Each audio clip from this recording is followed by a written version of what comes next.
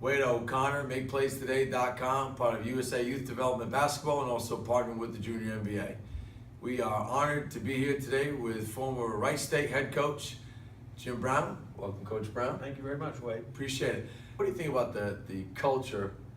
Would take a while, but Yeah. the culture of college basketball.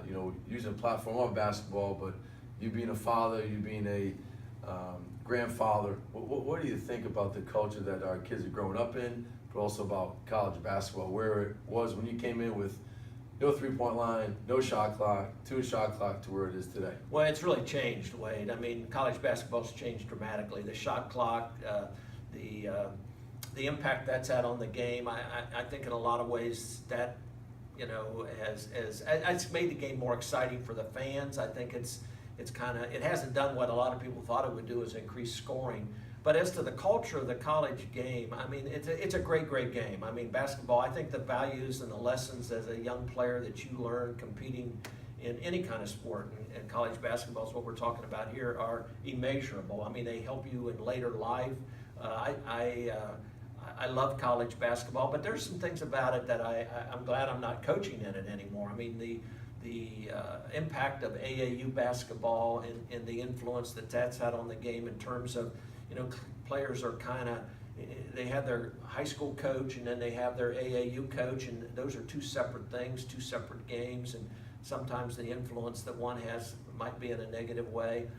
College basketball, the social media, I think, has created, I don't know how some of these guys do it today, because you have all the social media events that can, and kids are kids, they're just young kids, and they'll say things and they'll do things, and it's to be able to manage that as a college coach, I think is very difficult. But the game, I think, the game itself has got great players. I think shooting has become better the last few years. I think we have better shooters in the college game, which is something that I think has just happened recently.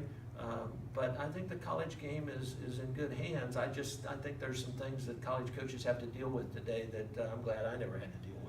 I think one thing, having a 12-year-old son, twin girls who are 10, is accountability versus enabling. When I was growing up, the most overused word was potential. Now I see in our culture, society now, it is epidemic. And what are your thoughts on as far as accountability versus enabling? Well, as a coach, I think it's really important that you hold kids accountable, and you're right about enabling. I mean, I think that particularly a lot of kids, they get involved in the summertime in AAU basketball, and it's a different game, and it's, in a lot of cases, not all the cases, but in some cases, they get a false impression of what you have to do to become a better player. And I always, I think kids have to understand, and this is part of it. You can be a great athlete, but the work ethic and the desire to improve, those are things that I tell young players, look, you can't go to Walmart and say, hey, I want a basketball passion shot. Right. I want basketball passion, because you have to have the passion to get better. And I think a lot of kids feel like they're entitled to it. It's just, this is something, I'm the best player on my AAU team. This entitles me to be a star on my high school team. It doesn't work that way. You have to have the passion to get better. If you don't have that passion in your heart to become a better player, it's just not going to happen. Can't fake it to make it, that's for sure. You'll be exposed. I think the one thing, talking with you as far as your background, as far as recruiting people across the pond, across the Atlantic Ocean, as far as one guy comes to mind, Cleveland Cavs, is Vitaly Potapenko. Took me a while to pronounce that correctly. Yeah, right. But with your experience there, my daughter Hannah, huge fan of Michael Jordan, even though she was born in 2006, but last night on NBA TV, watched the 1992 gold medal Dream Team versus this past summer, 2016. Both teams had the purpose was to win a gold medal. They did. Kind of went about it the different ways, but 1992, where guys have unbelievable level of gratitude to where we are now, more so, my opinion is as far as entitlement that you talked about versus earning, and people not competing in the Olympics, like Steph Curry, like LeBron James, like Russell Westbrook. What are some of your thoughts on where it was, where it is, where we're going in the future? Well, I think what happened in 1992 was once in a generation thing.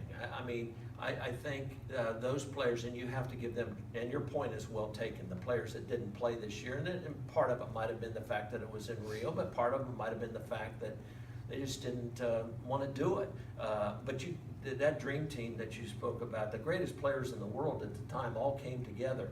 And I think it was more important that they did that than the success they had. I mean, the image and the point that they gave to basketball, I think, in my view, that was one of the greatest things that happened in basketball in my lifetime in terms of improving the game. I mean, one of the biggest criticisms I have, and I've recruited players in Europe, and players in Europe approach basketball fundamentally a lot differently. I mean, fundamentals is the thing. They'll practice.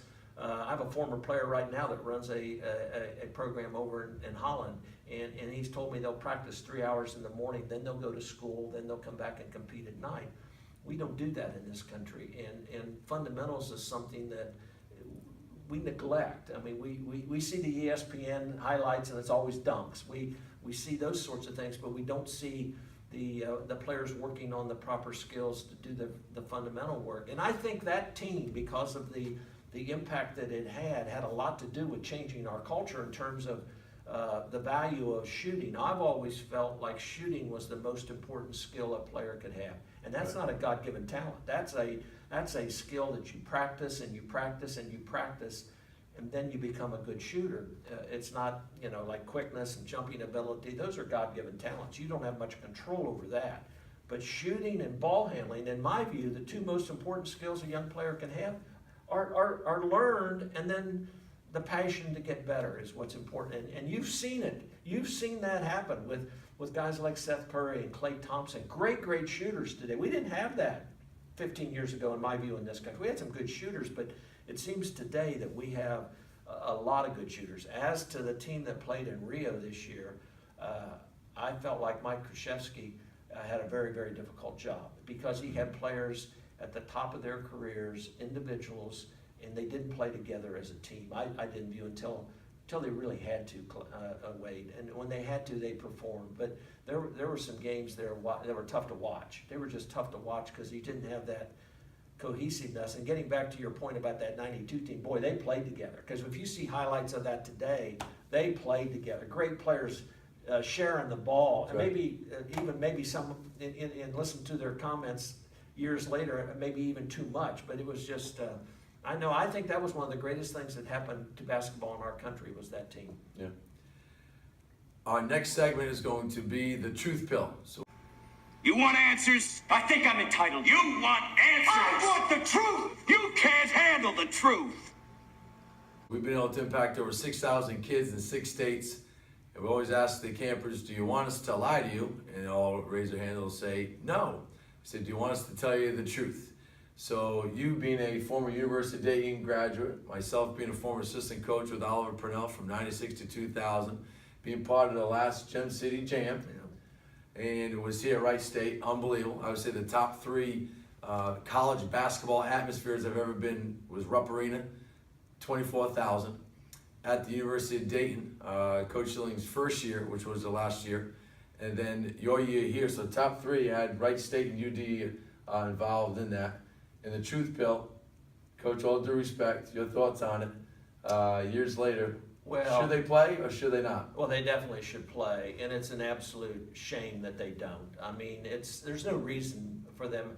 You got to put your differences, and honestly, I think that UD has this perception, and I think it's a very wrong perception, but it's a perception that if they lose to Wright State, it's going to hurt their enrollment, it's going to hurt their fan base, and I think one of their former players that played in one of those games, Norv Greavy, he's a local player, he's a UD graduate, and he played there back when they had I don't know exactly what year it was, but they had a great team. They went to the NCAA tournament, they won a couple games in the NCAA tournament. They had Anthony Corbett and Nigel Knight. They had a really good team, and we beat them. We beat them 101 to 99. It was one of the greatest wins in Wright State's history. And Norm has said time and time again, hey, they beat us. We still had a good season. Nobody left our program. People still support us. And he's exactly right. There's absolutely no reason why they don't play. And I know Wright State would love to play them. I think it would be a great game. It always was a great game. I was involved in 3 of them, and they were just tremendous games. Whether you win or lose, it's just you got to put the game ahead of individual concerns or whatever word you want to use. It'd just be great for the community, and it's just a shame it ended. Yeah.